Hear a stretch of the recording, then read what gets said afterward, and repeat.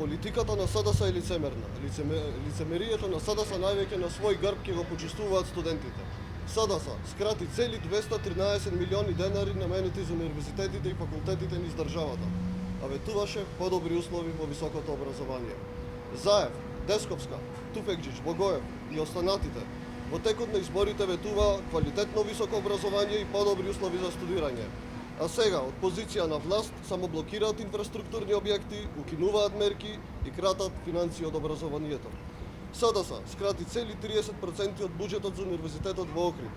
СДС крати и 50% од парите наменети за Финки. Ниту универзитетот Кирил и Методи и универзитетот Гоце Делчев не останаа имуни на негрижата од страна на СДС. За жал, од оваа негрижа највеќе ќе страдаат студентите. Десковска како министер доаѓа од позицијата професор на правниот факултет. Таа во предизборието ги лажеше студентите и младите дека тие ќе бидат на прв план во новата влада на СДС.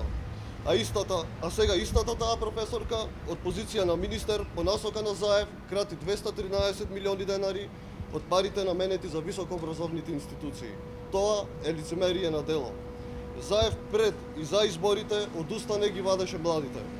Како истите ќе биле негов приоритет и обврска. Сега се што направи за младите е во насока на уназадување и отежнување на нивните права и услови.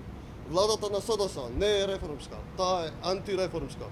Владата на СДС не носи прогрес во образованието, таа носи помалку стагнација, а повеќе уназадување.